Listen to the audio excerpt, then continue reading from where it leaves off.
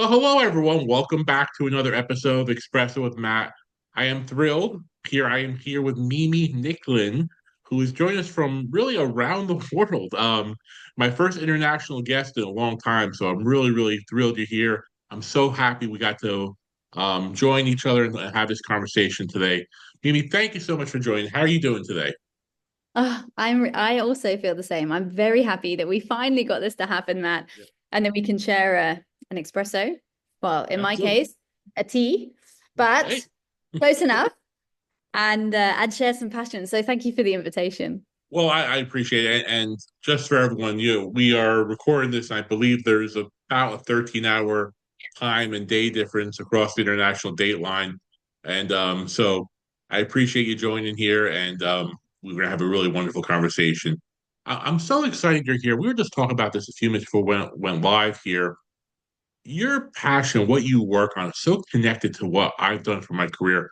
I'm so excited about having this conversation. But for everyone out there, maybe just kind of give everyone a brief overview of what you Yeah. do and what your passions are and your work experience for everyone. Yeah, so I mean, thank you for asking. So I specialize in empathy and in creating more understanding in our world. And I've been doing this for about 5 years now. So I spend most of my life on a plane, meeting people just like you, Matt, across date lines, across time zones, to talk about how we create more connectivity in our world. So we're living in a time, I'm sure many of your audience can feel it, of great segregation in many ways, right? There are many gaps between us socially in the workplace. And my passion is how do we create more empathy, more understanding, more perspective taking to be able to bring us as, I guess, as a human race, but often as workplaces, back together. Well, what an important topic. And I think back about this. I was kind of prepared for this discussion.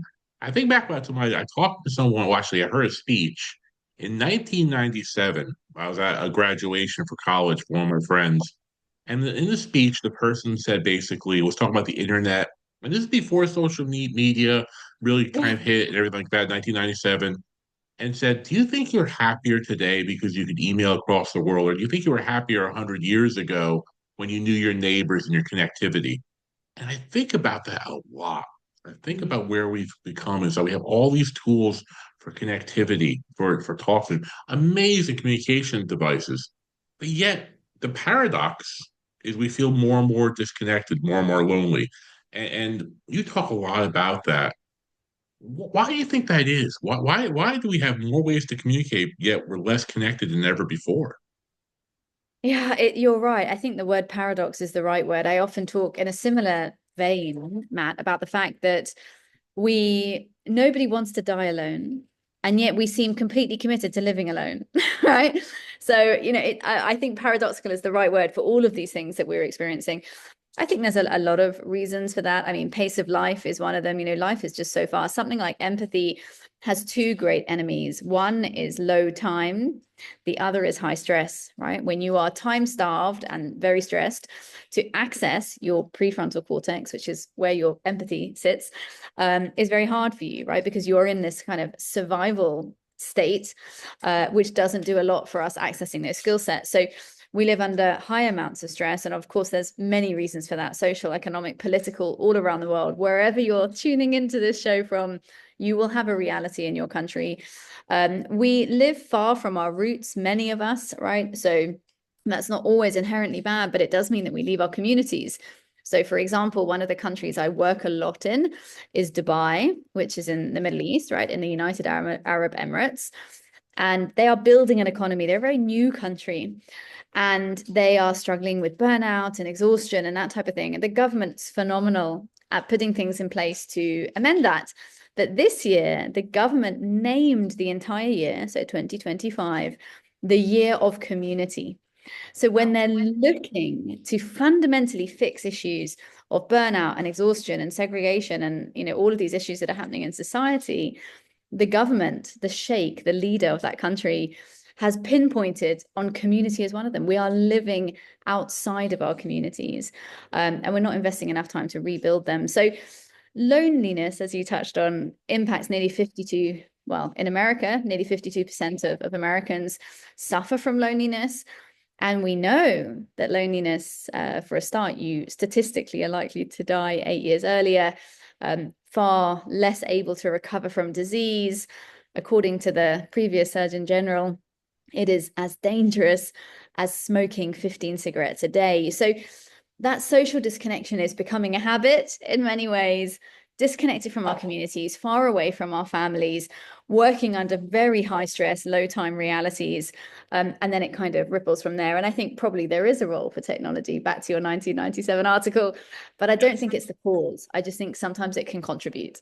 Well, I think absolutely, and such a great point. And you know, I worked my whole career in behavioral health, 25 years in behavioral health. And, you know, one of the things we talked very early on, I worked with adolescents who had emotional and many of them were victims of abuse and neglect, but emotional issues, behavior issues.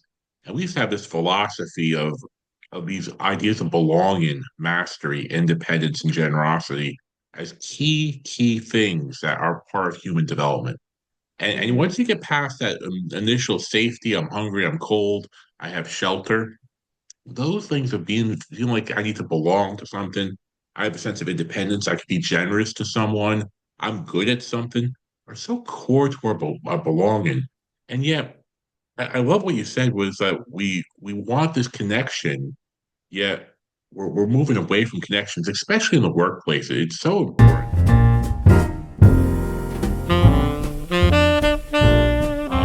You know, you talk about this idea of an empathy deficit, which I think is a fascinating topic. mm. I like to use the word emotional bank account with people. That you give positives and you take withdrawals sometimes. You know, if you're in a relationship, you know, you do something nice, and then when you mess up, you have a little credit there. But talk about this empathy deficit, how that impacts people, and maybe related to the leadership roles too. Yeah, well, I mean, the empathy deficit as a term was coined actually by President Obama before he was president. So in 2006, he was addressing an audience, and he said to that audience, I know I'm here to talk about our federal deficit, but I think we should talk about our empathy deficit. And then us humans being humans, Matt, we did very little about that for what has been nearly 20 years. But what he could see at that time, and what many people have now moved on to identify and really analyze, is these growing gaps between us. And what we know about empathy is that when empathy goes down, so our ability to understand other people, the isms, whatever they are, ageism, sexism, racism, ableism, nationalism, any ism, right? Anything that pulls us apart goes up. Because as human beings, we revert to like when we are uncomfortable or fearful, right? It's a survival mechanism. It's how we evolve to survive, right? So when we feel that tension or that insecurity in our governments, our social structure, whatever it is, we are more likely, it's again evolutionary, to go to the people we came from, right? The people like me, my community, my family, my where I feel like I identify most. But when we live in an extended period of low confidence, low trust, discomfort, and I'm not only talking about America, in fact, I'm not really talking about America at all, I'm talking globally, we see those gaps between us grow. And that's where that empathy deficit really begins to grow. The less time I spend practicing any skill set, right? Cooking, riding a bike, anything, the less you practice the skill set, the less good at it you become. In fact, the last three words of my first book were practice creates permanence. So, empathy, like any skill set, and fundamentally, we're talking about listening. I mean, there's many ways, but fundamentally, we're talking about the ability to listen to other people around you. The less you practice it, the more you absorb yourself into you. And of course, we're living through, you sort of touched on some of these things, but mental health crises, all these types of issues, the less good we become and the bigger that deficit becomes. So what it means is you asked about leadership is, and in workplaces, is that we are increasing this amount of disconnection, which is leading to a gap of what is estimated to be worth $8.8 trillion a year, which is the estimated loss in productivity due to disconnection, presenteeism, and disengagement, which is, as you touched on earlier, the highest in nearly 10 years. So for leaders, ignore it at your peril because your people are working less and less effectively under these circumstances. Well, that correlates to so many different things. You talked about behavioral health and the comorbidity. ability of that with healthcare issues is truly there. I mean, if Yeah. you look at all kind of chronic diseases, the number one predictor of those really is behavioral health, mental health issues. Mm. And one of the complete indicators of that is childhood trauma and also a lack of connection and social connection, loneliness, empathy, and those connections are so broad. Mean, I want to get into a little bit about how you create a culture of empathy. But before we come, I want to have a little bit of a philosophical discussion because there's this idea that people are nice and they're inherently nice, and you can't really do much to emphasize that. And I would disagree totally because Mm. there's been studies, overall famous studies, whether it's the Stanford prison study or the Milford obedience study, these type of social studies that show that people can act can learn how to be cruel, how to have apathy. And the converse is true. They can be in environments where they can be empathetic. And I've seen it firsthand working in a behavioral health hospital. People come on board, want to do good things. They want to help others. Stress, time in the job. They start getting this thing called compassion fatigue. They don't want to harm people, but because they're stressed, because they have this environment, they become less compassionate. And Mm. so, really, the question I have is if we believe an environment can help create more empathy, what do you do as a leader to help create an environment that has more empathy for your team? Gosh, there's so many things I could say to that. But just before I answer that, I just want to touch on your compassion fatigue question because or it wasn't a question, it was a statement. But I just left a workshop just a few hours ago and they asked me again and everybody asked me. So I want to address it in case your listeners are thinking about it, which is, can you have too much empathy?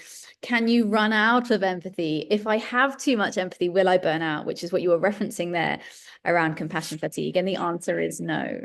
So there is no such thing as too much empathy. If you think of empathy as a data set, a human data set, my ability to understand, my patients, my colleagues, and there's a lot of studies on empathy in healthcare, then you can understand quite simply there's no such thing as too much understanding, right? Because understanding is insight. So the empathy itself won't run out and it won't harm you. You won't become weaker because you have empathy. You can run out or find burnout through things like compassion fatigue or ongoing levels of empathy, because how you feel about people's reality, if you carry everybody else's realities, you can get tired from. So I just wanted to mention that, Matt, because it's such a poignant Great point. part that you're thinking about, right? Yeah, um absolutely. so It's yes, such a I great wanted to point. say, but in terms of leaders, how can you create it? I think the first step for all of us is to create awareness of the fact that this empathetic leadership is not, will never be a soft skill, right? This is a hard skill, hard to find, hard to master, with hard business results. So we know that empathetic organizations have 23% higher profit, 17% higher levels of productivity, 48% higher levels of innovation, 68% higher levels of engagement. So this has hard impact on nearly every business indicator. So I think the first step for leaders is to drive up that awareness that what we are talking about is a hard skill set with hard results that will impact your people, of course, but it will impact your business. It will drive your business and your profit. So that would be the first thing, would be around the awareness. The second, I would say, is intention. Like any skill set, like I touched on earlier, if you want your team, your culture to be better at listening, to have a more inclusive culture where we're able to hear each other, where people feel that they belong, where there's high levels of psychological safety, where people can be innovative and share and take risks and collaborate. The list is endless. Then you need that intention to create it. And I always say, Matt, that what you measure manifests. If you do not have KPIs in your business around being a listening led leader, around listening to your team from junior to senior, you will never see it manifest. You will never see it come to life. So I think those are the first two steps, really, is around that awareness and then the intention to actually build it into your business. Absolutely, you have to have a scoreboard to track results and the engagement with your team. Those opportunities are so important. And I love what you talked about earlier about the idea that stress and time are such headwinds for creating an empathetic environment. And that's backed up by research. I mean, there's a Good Samaritan study that takes religious students who traditionally have been very helpful to others. If you put them in an environment where they have time to help a bystander, they most likely will. If they Yeah. were perceived to be late to their, important test, they would walk right past it. And I think that's so important at work. Being intentional with our time. One of the things I did a few years ago that really helped me, and I, a great mentor told me this, was start every day with a moment of gratitude. Now, like, I don't have time for that, kind of that, but I just started at 10, 15 minutes in the morning really helped me kind of frame my whole day work. So you got to be intentional with it. Give yourself some time. Give your time to connect. Nurture those human relationships. It's so important.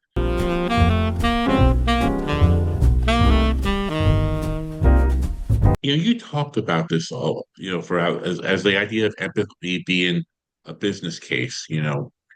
I have this one question. How did you kind of get through your career to talk about this topic and become such an advocate for this area? I'm just fascinated by that journey. Yeah, I mean, thank you for asking. I think it's a story that is unfolding all the time. The short version of a long story was that I had taken a role in 2018 in the Middle East in Dubai, which turned out to not be the role I expected.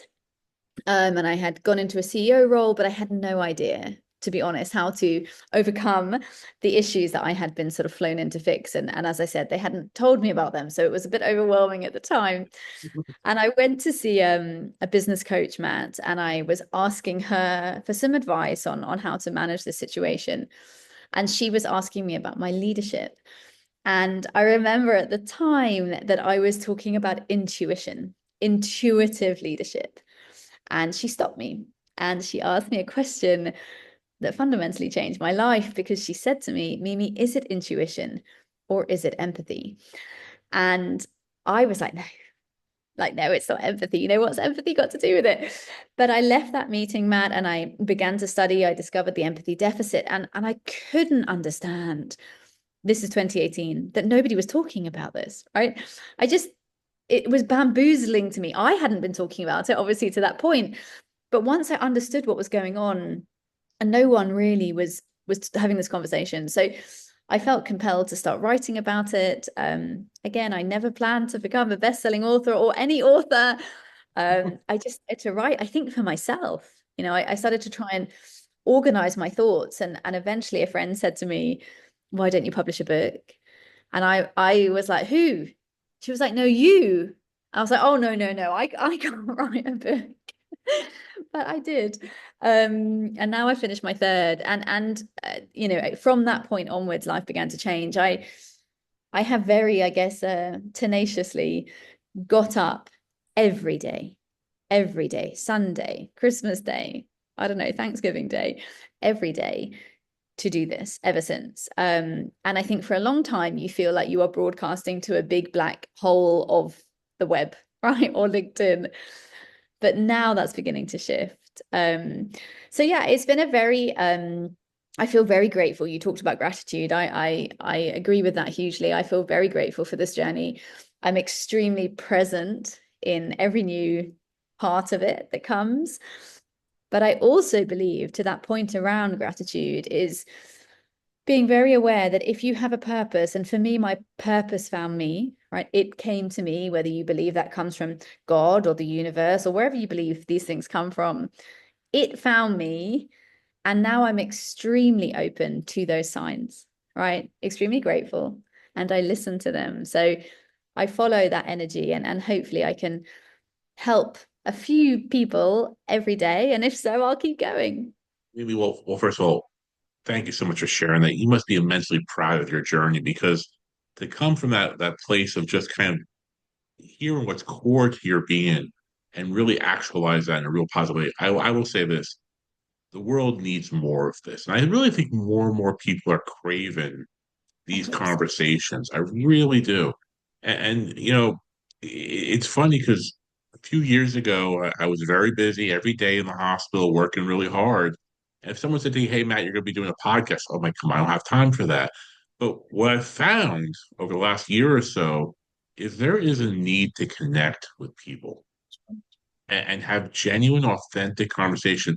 And there's so much ugliness out there you can find on the internet.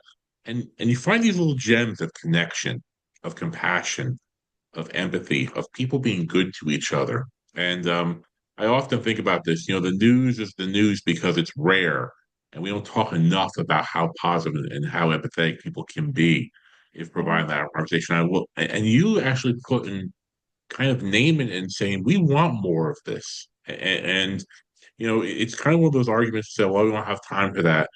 I would look at the converse and say, well, do we have time to be not kind to each other and not be empathetic? Is apathy, indifference a better alternative? Yeah. I don't think so. But Yeah. I so don't think it's a choice. yeah, but if you look at that as kind of it doesn't have to be mutually exclusive, right?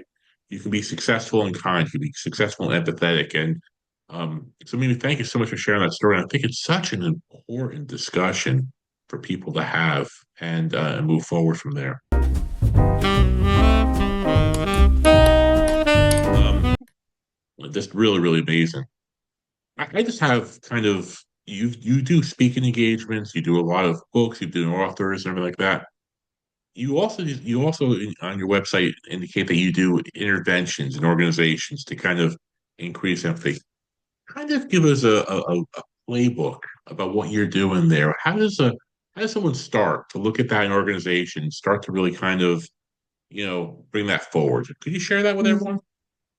Yeah, I mean, I think this sounds like a very kind of like I'm avoiding the question. I'm not trying to, but I think that it does differ in every business and every sector, and where they are. I'll give you an example. So today, the session that I did, which was in Kuala Lumpur in Malaysia, which is where I live, and Malaysia is probably not the most forward-thinking business environment compared to some bigger markets in the world, like the US, for example.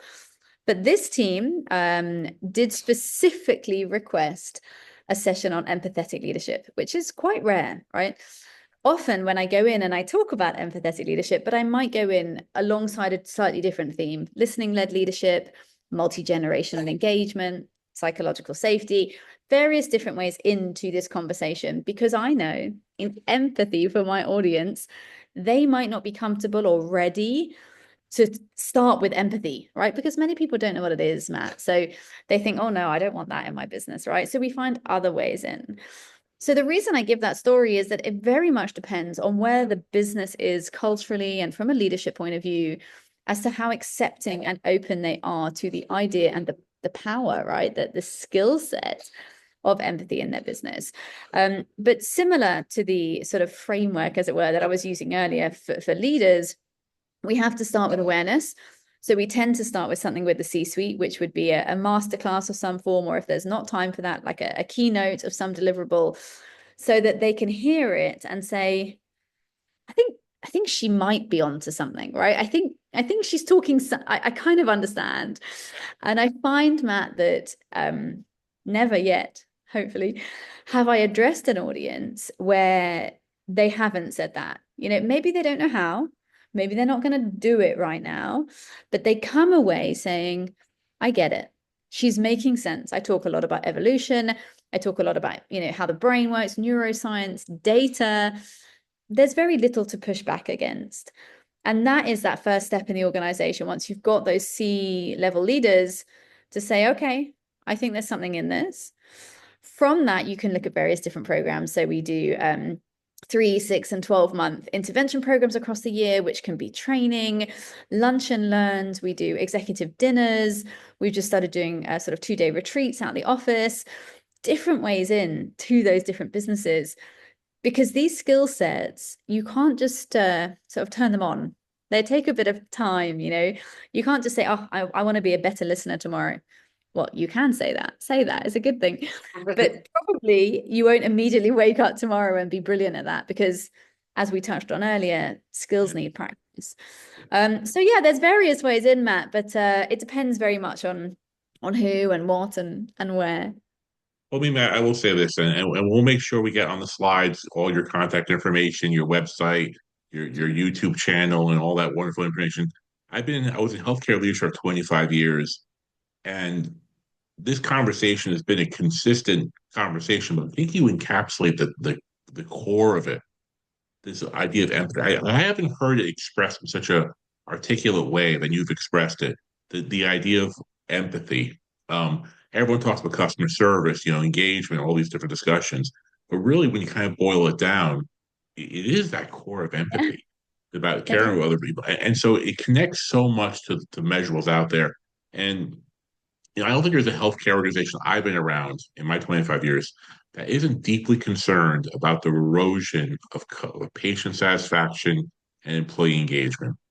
And this is really a key focus. And I think COVID was gasoline on that fire because it really kind of amplified that. We went from, a few months of basically everyone really happy with healthcare workers and thank God they're there. And then it kind of turned. And so I think every healthcare organization out there is talking about this. I think every people focused organization is talking about it. And I think, you really hit on a great topic. So, maybe people are interested in learning more about this and learning more about you and some of the work you do.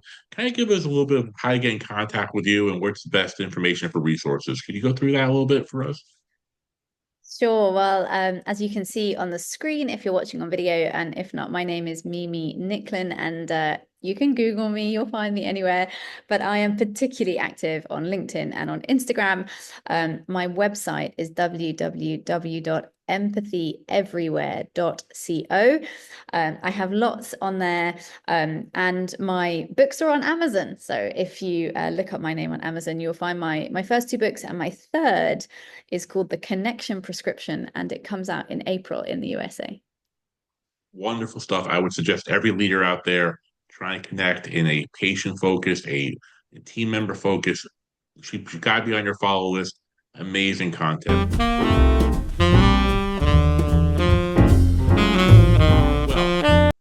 Well, we're going to our favorite part of the episode. We're going to get to our espresso round of questions.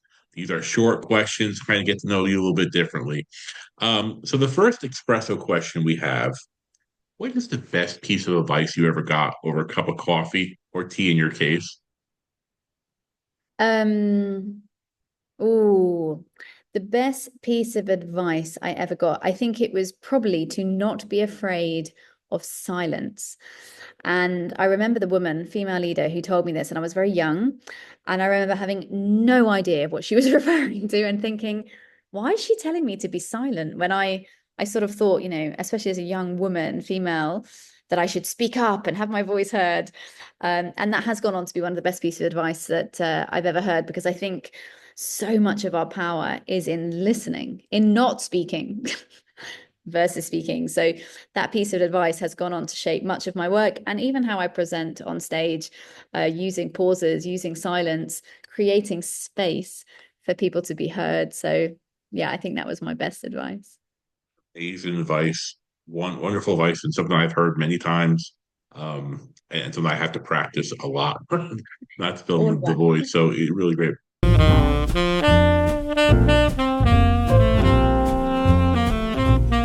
You could go back and have a cup of tea or coffee with a younger Mimi and give her advice. What advice are you giving yourself? Oh, to be patient. I practice it every day still. I think I am pretty good at it now, but I think as particularly as younger stages of our careers, we want it now. We want to be promoted now. We want to change now. We want to win now.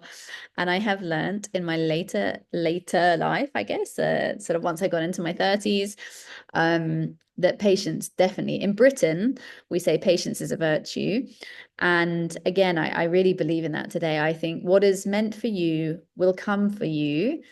And don't believe what social media makes it look like, because nothing happens overnight. So I would tell her to be patient. Great advice. Get out of your Instagram. That's not real life. That's such great advice. Mimi, thank you. Everyone should listen to that one. Wonderful advice. I'm going to get that one. I'm going to write that one down for myself. Amazing. You gave advice to leaders, but you can leave leaders over a cup of coffee right now. One piece of advice. What piece of advice do you give them over a cup of coffee right now if you talk to leaders out there? Um, I would say not to underestimate the impact they can have in the world, not just in their business, but in their communities with the people that they connect with. So much of our loneliness, so much of this disconnection, we can begin to overcome in micro moments, Matt, using people's name in the service sector, coffee shops, Uber drivers, that type of thing. Um, looking at people in the eye, making eye contact, creating time to actually listen to what people say in reply. So I think all leaders have the power to change the world in ways that probably they don't know because they're extremely overwhelmed by whatever they're trying to do in their day job. But I think that's what I would say. I think I would tell them that you have the power to create great change. We spend over 90,000 hours in our life at work. And if you are leading people in that space, 5/7 of their week, you can significantly impact people's health, their well-being, and their lives. And yeah, not to underestimate that. Absolutely. And the ripple effect of what you do for others, just pay it forward. Great advice. Absolutely.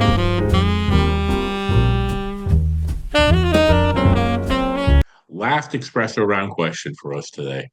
You can have a cup of coffee or tea with anyone, anywhere, anytime, any place. Who you choosing? Where you going? If I'm being sentimental, Sure. I would say my father, who passed away a few months ago. I would probably not have coffee. I have to be honest, Matt. We would probably have a glass of champagne, but I would start with coffee. I would have it with my father, and we would have it at the Ritz-Carlton Hotel here in Kuala Lumpur. But if I was being more professionally focused, I would love to have had coffee with Nelson Mandela. So possibly at the base of Table Mountain in Cape Town. Well, I will say this: I both would be amazing choices and great mentors, and I'm sure your dad right now is very proud of the work you're doing, being such a kind force in the world, and continuing that work on we stand on the shoulder of giants, and your work and what you're doing and trying to bring empathy to people in workplace is so needed. Mimi, I Thank want you. to thank you so much. This was an amazing conversation. Aligns so much with what I'm very passionate about, and so many people are passionate about. You have great advice out there. Thank you so much for joining me for this chat today. I really appreciate it. No, thank you. Thank you for showing passion and for so gracefully hosting me and inviting me to join you and for making the time zones work. So I love what you're doing, Matt. And similarly, it's needed. We all need a little bit more, connection over a cup of coffee. So thank you so much. Mimi, thank you very much for joining. Appreciate everyone. Until we have our next cup. See you all soon. Thank you very much.